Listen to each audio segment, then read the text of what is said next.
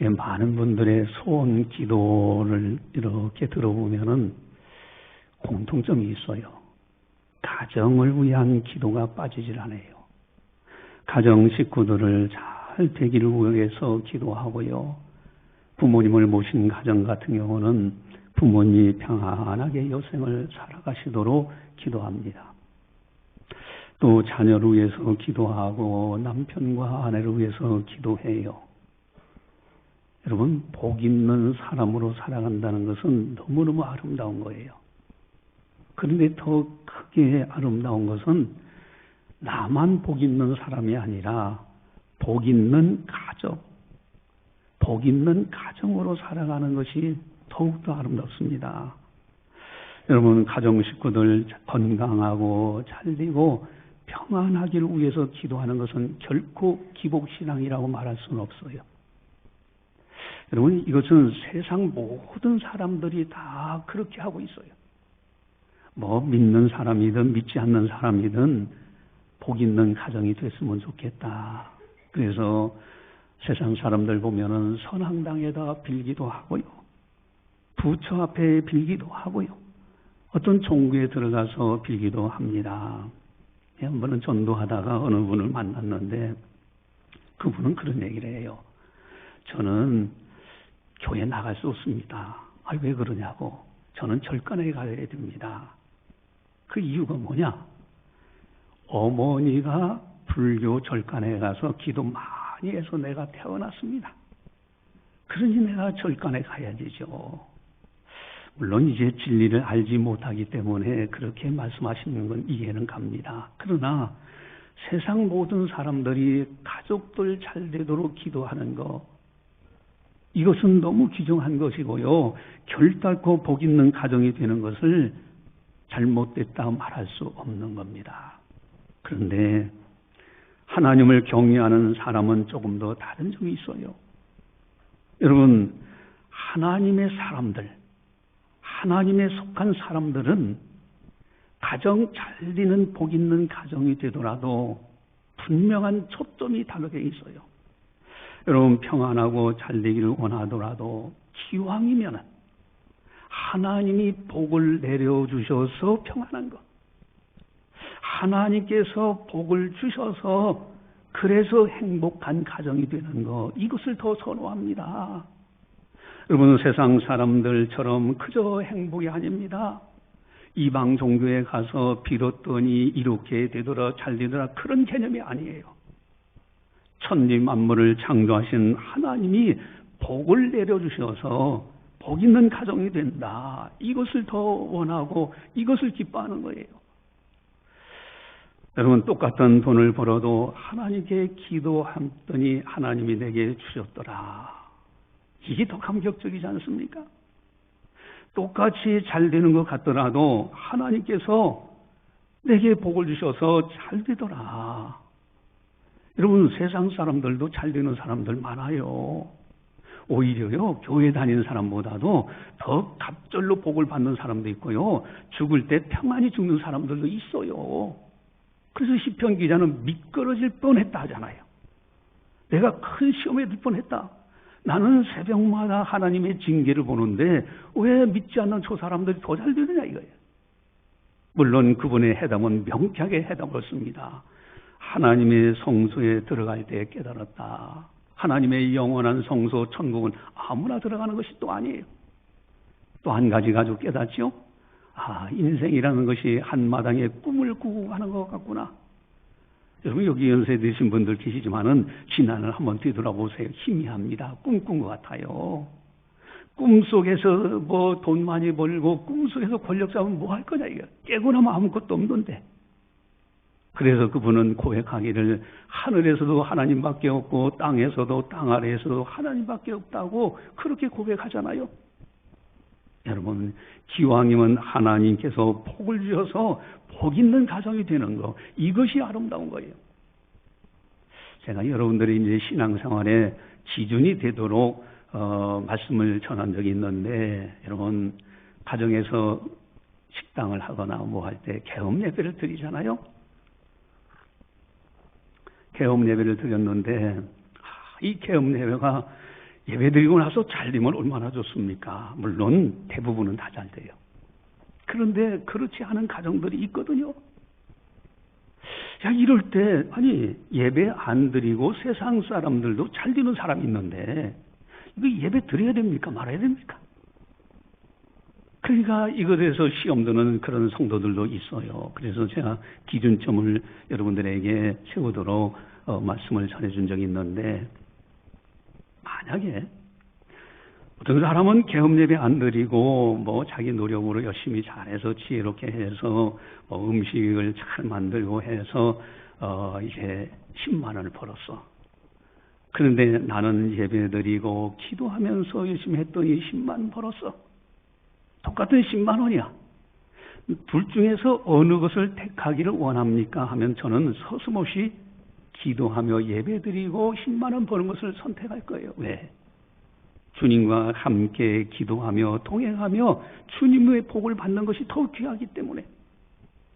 조금 더 나아가면요, 어떤 사람은 예배드리지 않고 열심히 해가지고 100만 원을 벌었어. 근데 나는 기도하고 예배드리고 했더니 90만 원 벌었어. 둘 중에 하나 선택을 하면 저는 서슴없이 90만 원 버는 걸 선택합니다. 왜? 주님과 동행하는 것이 기쁘고 주님이 복을 주시는 것이 더 귀하기 때문에. 좀 더 믿음의 세계로 들어가 볼까요? 어떤 사람이 예배도 안 드리고 그렇게 해가지고 이제 식당을 개업해가지고 했는데 한 달에 1,000만 원을 벌었어. 근데 나는 기도하고 예배 드렸는데 100만 원 벌었어. 둘 중에 하나 선택을 한다고 하면은 저는 서슴없이 기도하며 예배 드리고 100만 원 버는 것을 선택할 겁니다. 여러분, 믿지 않는 사람이 잘 되는 거 마지막 이 생을 떠날 때 돈은 다 날아가 버려요. 날개가 달렸어요. 권력은 다 바람잡는 것 같아요. 그러나 우리 믿음의 사람들은 어떻습니까? 주님과 동행하며 주님으로 인하여 기뻐하며 사는 것, 이것이 굉장히 기쁘고 감사하고 이것이 바로 은혜인 거예요. 기왕에 복 있는 가정이 된다면은 주님의 복을 받아서 복 있는 가정이 돼야 돼. 오늘 설교 제목은 오벳 에돔의 집입니다. 오벳 에돔의 집. 여러분, 무엇보다도 하나님께서 그 가정에 복을 내려주셨어요. 그 복 있는 가정, 오벳 에돔의 집이 하나님이 복을 내려주셔서 복 있는 가정이 된 거, 이것이 너무너무 귀한 겁니다. 오늘 본문에 보면은 우리 14절을 함께 보도록 하겠습니다. 우리 14절 같이 한번 보겠습니다. 하나님의 괴가 오벳 에돔의 집에서 그의 가족과 함께 석 달을 있으니라. 여호와께서 오벳 에돔의 집과 그의 모든 소유에 복을 내리셨더라. 아멘. 여호와께서 복을 내리셨더라. 여러분, 하나님께서 오벳 에돔의 가정에 복을 내리셨어요. 그래 복 있는 가정이에요. 이게 아름다운 겁니다. 여러분, 세상 사람들과 다른 거예요. 하나님께서 복을 내려주셔서 복 있는 가정이 되면요, 금생과 내세에 연결되게 돼 있어요. 반드시 하나님이 내려주신 복을 받는 사람은 금생과 내세가 연결되어 있다는 사실이에요. 왜냐하면은 하나님이 주신 복을 받는 사람은 하나님을 경외하는 사람들에게 줘요. 여러분, 하나님을 경외하는 사람들은 어떻습니까? 내 생명도 내 것이 아니요, 내 가진 모든 것이 다 하나님의 소유임을 알아요. 그래서 하나님의 영광 위에서 사용할 줄 압니다. 여러분, 하나님을 섬기며 살아가는 인생 자체가 다 주님의 소유예요. 주님 것이에요. 그래서 하나님이 내려주신 복을 받는 복 있는 가정은 금생과 내세가 연결되어 있습니다. 여러분, 우리 하나님의 복을 받은 사람들은 어떻습니까? 주일 성수, 그래 거룩한 주일이니 영광의 전에 나가서 예배드려야지. 11정금 하나님 것이니 드려야지. 건축원금, 선교원금, 주일원금, 감사원금 여러 모양으로 드립니다. 하나님이 주신 복이기 때문에 하나님 앞에 기쁨으로 드려요. 금생과 내세가 연결되어 있습니다. 우리 주님께서 밝게 말씀하셨죠. 마태복음 6장 20절 21절인데 우리 주보지에 보면은 나와 있습니다. 우리 뒤에 이렇게 찾아보시기 바라요. 마태복음 6장 20절 21절. 예, 우리 한 목소리로 같이 함께 보도록 하겠습니다. 오직 너희를 위하여 보물을 하늘에 쌓아둬라. 거기는 좀이나 동록이 해하지 못하며 도둑이 구멍을 뚫지도 못하고 도둑질도 못하느니라. 네 보물 있는 그곳에는 네 마음도 있느니라. 아멘. 여러분, 하나님께서 내려주신 복을 받은 사람들은 하나님을 위해서 쓸 줄 알아요.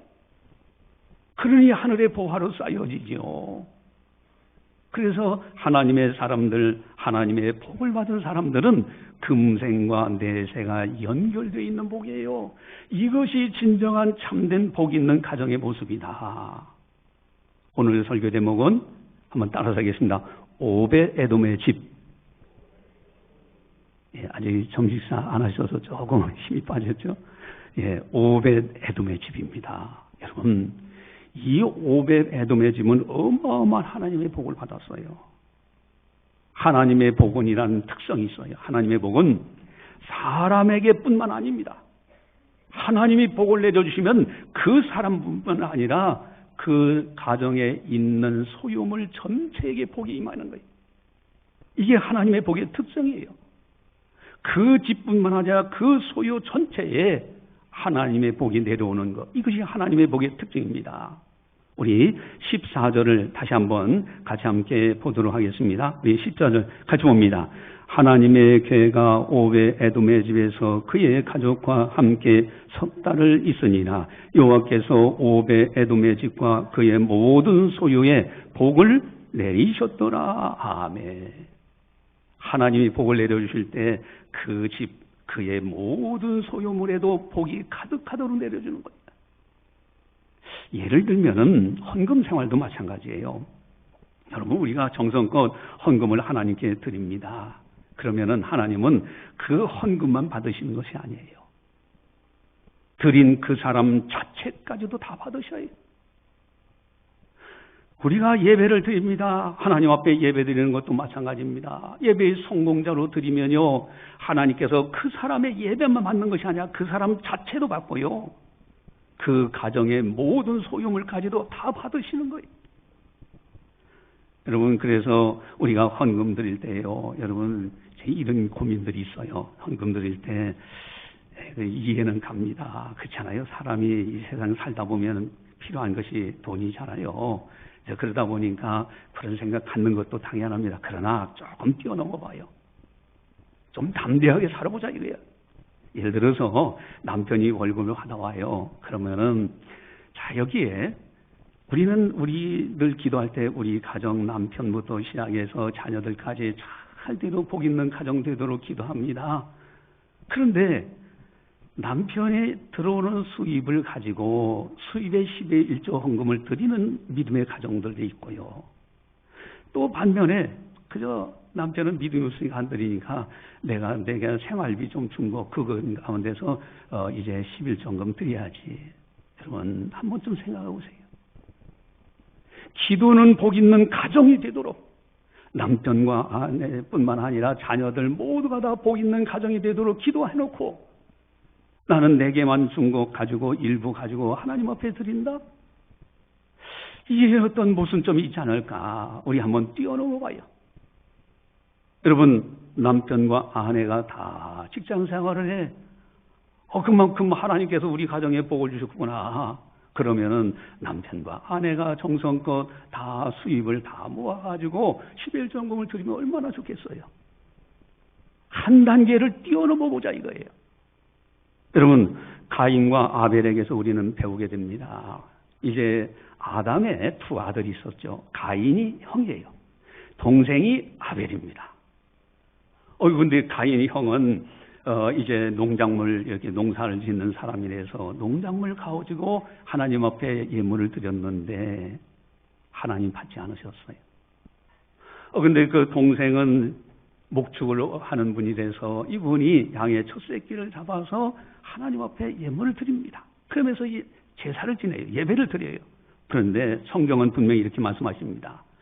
이 아벨에 대해서 받으실 때 창세기 4장 4절에 여호와께서 아벨과 그의 제물은 받으셨으나 그랬어요. 하나님이 받으실 때 그의 제물만 받았다가 아닙니다. 그 아벨 자체까지도 받으셨어요. 그 제물뿐만 아니라 그 가정 자체를 받으시는 거예요. 여러분, 가인도 한번 보세요. 가인은 하나님 받지 않으셨는데 창세기 4장 5절에 이렇게 되어 있습니다. 가인과 그의 제물은 받지 아니하신지라. 가인 제물, 하나님 앞에 드린 제물 그 자체를 안 받으시고 그 사람 자체도 안 받으셔요. 그 가정 자체도 안 받는 거예요. 여러분, 하나님의 복의 특성이 그렇습니다. 우리가 하나님 앞에 복 받을 그릇만 되면요, 그 집과 그의 모든 소유에 하나님은 복을 내려주셔요. 오벳 에돔의 집이 이런 복을 받았어요. 원아웃교회는 이 자리에 참석한 모든 분들이 다 하나님의 은혜와 축복이 여러분과 가정과 모든 소유물에게 그대로 임하시기를 주님의 이름으로 간절히 축원합니다. 여러분, 또한 특별한 것이 있어요. 이 오벳 에돔에 대해서는요, 이 가정의 축복이라는 게 어마어마한 복을 받는데, 자, 복 있는 가정이 있어요. 오벳 에돔의 집이. 근데 더 놀라운 것이 있는데 사무엘하 6장 12절에 나와 있습니다. 우리 주보지에 나와 있는데 사무엘하 6장 12절, 우리 한 목소리로 같이 봅니다.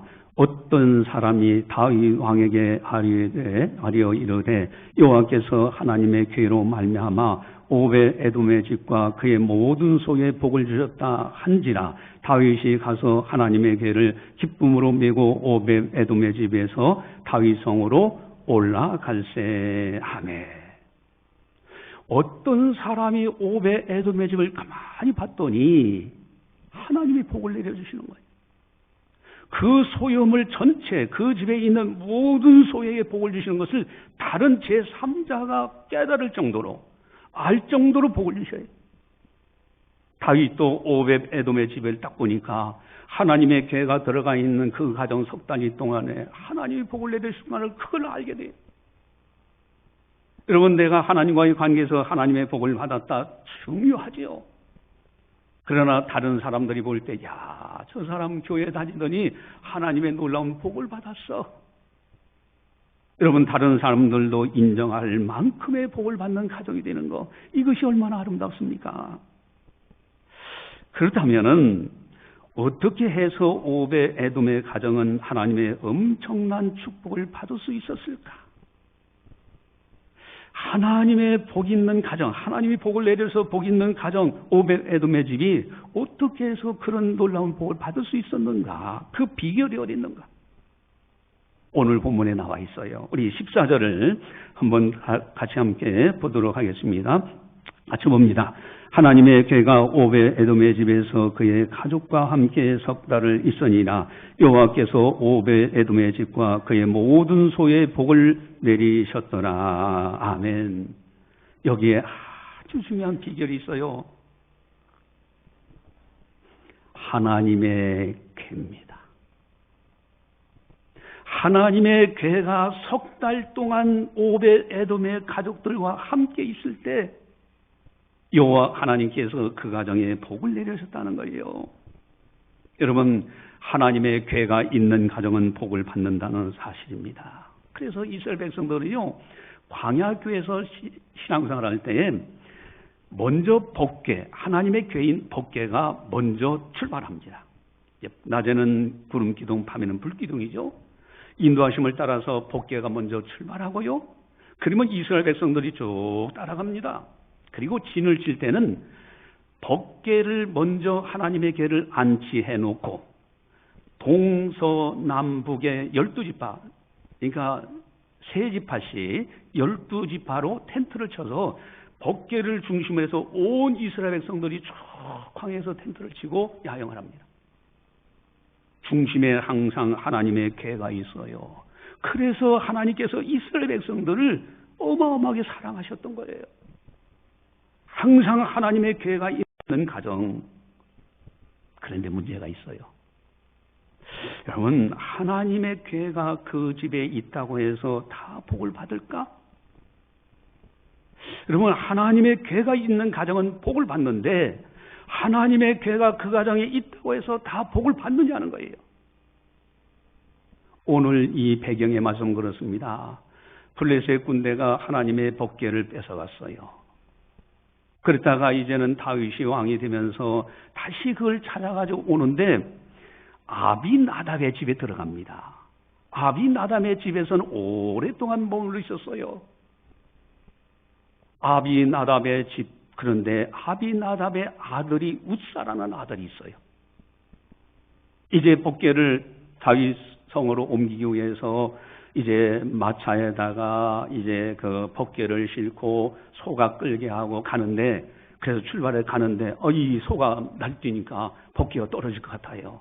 그래서 웃사라는 그 아비나답의 아들이 덥석 가서 잡았더니 하나님께서 진노하셔서 그 아들을 죽이십니다.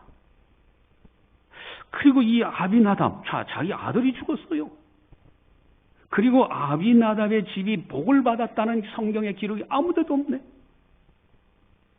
여러분, 하나님의 괴가 아비나답의 집에서 있었는데 왜 그 가정의 아들이 죽고 그 가정의 복을 받지 못했을까? 반면에 오벳 아돔의 집에는 하나님께서 석 달 있는 동안에 복을 내려주시는데 소유물까지도 가득가득 복을 채워주셨어요. 여러분, 교회 다닌다고 해서 다 복을 받는 것이 아니에요. 어떤 사람은 하나님의 놀라운 복을 받는 가정이 있고요. 어떤 사람은 그렇지 못한 가정들이 있더라 이거예요. 도대체 왜 그럴까? 나옵기는 여기에 참석한 모든 분들은 다 하나님의 은혜와 복이 넘치는 그런 가정이 되시기를 진심으로 주님의 이름으로 축원합니다. 여러분, 그렇다면은 이 오벳 에돔의 집은 어떻게 해서 복을 받았는가? 이 중요한 것이 있어요. 하나님의 괴인데 그 괴의 호칭을 가만히 살펴보세요. 아마도 하나님의 복을 받을 정도의 오벳 에돔의 가정이라고 하면은 이 괴에 대한 호칭은 알고 있었어요. 여러분, 성경에 보니까 하나님의 괴, 그러니까 법궤라는 것이 이게 상자입니다, 상자. 그런데 이 괴의 이름이 하나님의 괴라고 하나님자가 들어가 있는 것이 41회가 나옵니다, 성경에. 또 반면에 여호와의 괴라고 나와 있는 것이 75회가 나와요. 똑같은 상자 같은데 하나님의 괴요, 여호와의 괴요. 그런데 도대체 이 하나님의 괴라는 의미, 그것이 어떤 의미, 어떤 뜻이 있을까? 성경에는 명확히 말씀하십니다. 우리 6절을 보시면요, 6절. 우리 13장 6절인데 우리 6절 같이 보겠습니다. 다윗이 온 이스라엘을 거느리고 바알라 곧 유다에 속한 기럇 여아림에 올라가서 여호와 하나님의 괴를 메어 오려 하니 이는 여호와께서 두 그룹 사이에 계심으로 그러한 이름으로 일컬음을 받았더라. 아멘. 하나님의 괴라고 일컫는 이유, 여호와께서 두 그룹 사이에 계심으로. 여러분, 법궤 위에는 조각상으로 두 천사를 이렇게 그려놨어요. 이렇게 만들어놨어요. 이게 그룹, 천사의 그룹입니다. 두 그룹 사이에 하나님의 계심으로 일반 괴가 아니라 하나님의 괴라는 호칭을 썼다는 거예요. 여러분, 천지 만물을 창조하신 하나님이 그곳에 임재해 계신 거예요. 근데 이제 문제가 돼 있어요. 아니 그 천지 만물을 창조하신 그 위대하신 온 우주 만물을 조성하신 하나님께서 이 인간이 만든 그 조그마한 그 법궤 위에 그룹들 요 형상 거기 계시냐? 근데 놀라운 것이 있어요. 여러분, 이 용어 하나님에게 여호와의 괴라는 것이 41회 75회가 나오는데 이 중에서 언약자가 있는 단어, 그러니까 여호와의 언약궤라고 명칭된 것이 32번 나옵니다. 또 반면에 하나님의 언약궤, 언약자가 들어가 있는 건 7회가 나와요. 여러분, 하나님은 철저하게 언약의 하나님이십니다. 약속의 하나님이십니다. 내가 너희와 함께 하시겠다는 약속이에요. 하나님이 함께 하신다는 그 약속을 받아들이는 사람, 계약서를 썼을 때 그 계약대로 받아들인 사람들, 사인한 사람들은 그 파기하기 전까지 그대로 효력이 있는 거예요. 여러분, 오벳 에돔은 하나님의 언약의 의미를 알고 모셨습니다. 이것이 복받는 비결이에요. 중요한 것이 있습니다. 우리들도 마찬가지예요. 하나님의 언약의 말씀, 이 신구약 성경의 말씀, 하나님의 약속의 말씀을 붙들고 신앙생활할 때 반드시 그 가정에게는 하나님께서 온 가족의 복을 내려주십니다. 그래서 히브리서 11장 5절 6절에 그렇게 말씀이 나오잖아요. 믿음이 없이는 그를 하나님을 기쁘시게 못한다. 하나님께 나아가는 자는 반드시 그가 계신 것, 하나님이 계신 것을 믿는 자들을 하나님이 기뻐하신다고 말씀하십니다.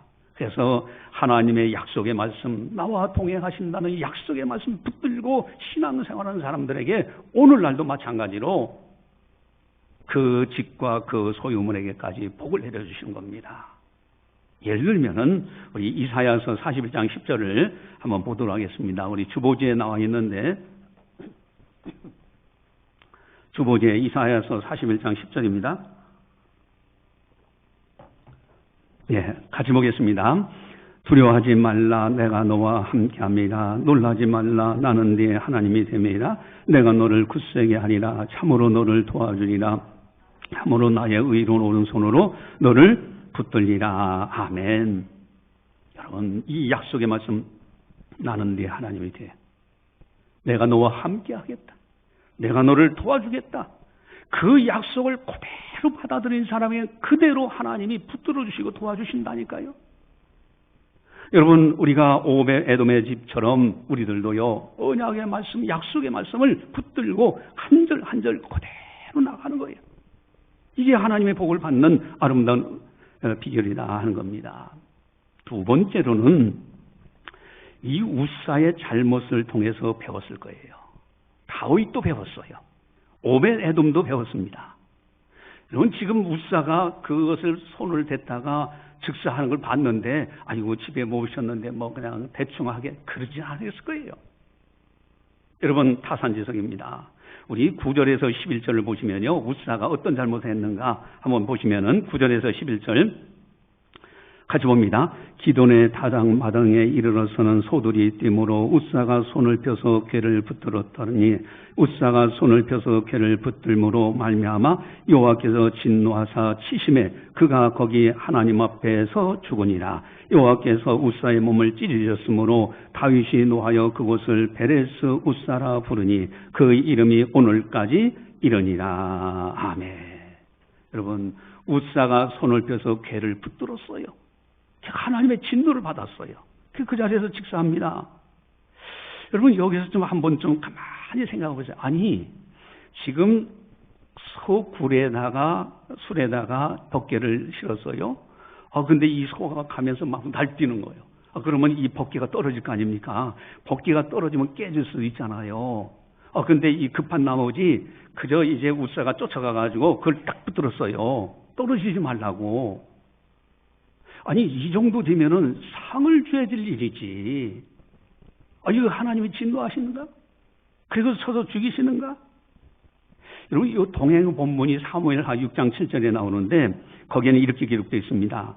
여호와 하나님이 우사가 잘못함으로 말미암아, 이렇게 되어 있어요. 붙든 것이 잘못했다는 거예요. 아니, 이거 상 줘야 될 부분인데 이거 잘못됐다? 오히려 이 잘못됐다, 붙드는 것이 잘못됐다? 이게 도대체 어떤 것이냐 이거예요. 여러분, 중요한 것이 있습니다. 우리 역대상 15장 2절을 보시면은 이 법궤를 움직일 때는 반드시 해야 될 법도가 있어요. 우리 그 역대상 15장 2절을 같이 한번 보겠습니다. 성경책에 나와 있죠. 15장 2절 같이 봅니다. 다윗이 이르되 레위 사람 위에는 하나님의 궤를 맬 수 없나니 이는 여호와께서 그들을 택하사 여호와의 궤를 메고 영원히 그를 섬기게 하셨음이라 하고. 아멘.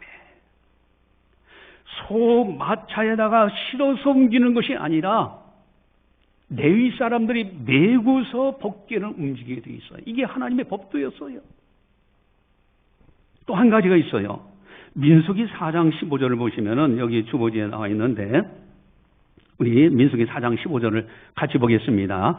진영을 떠날 때 아론과 그의 아들들이 성소와 성소의 모든 기구 덮는 일을 마치거든 고핫 자손들이 와서 맬 것이요. 그러나 성물은 만지지 말라. 그들이 죽으리라. 희망 물건 중에서 이것들은 고핫 자손이 맬 것이며. 아멘.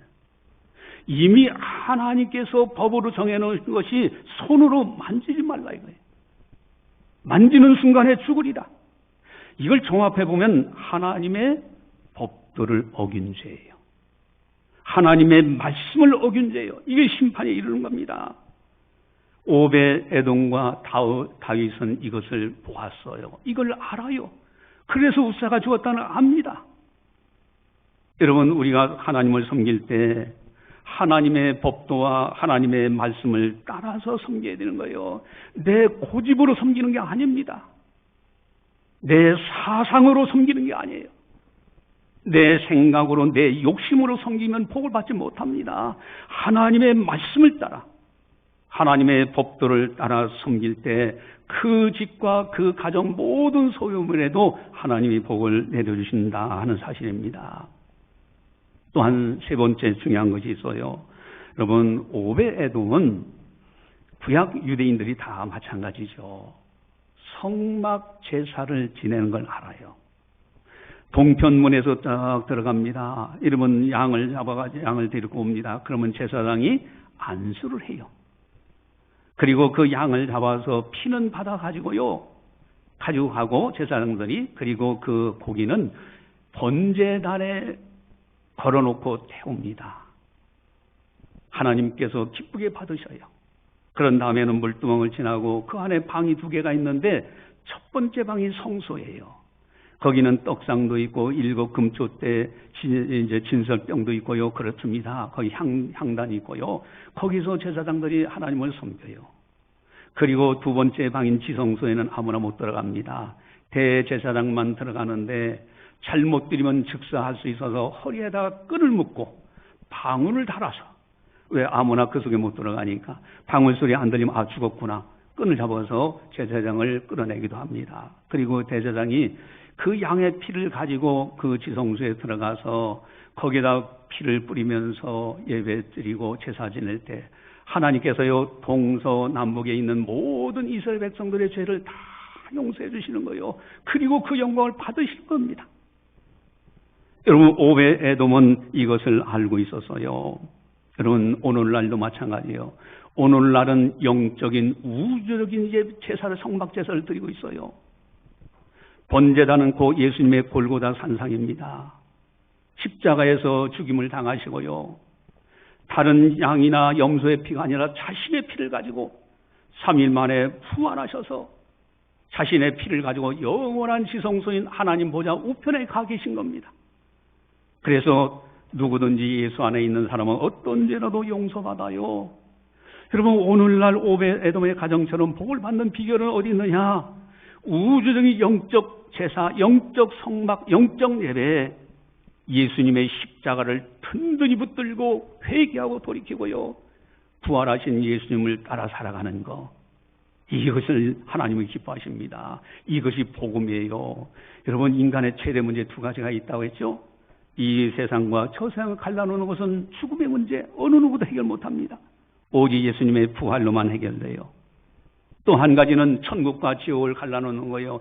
죄 문제입니다. 이것도 어느 누구도 해결 못합니다. 수술도 안 돼요.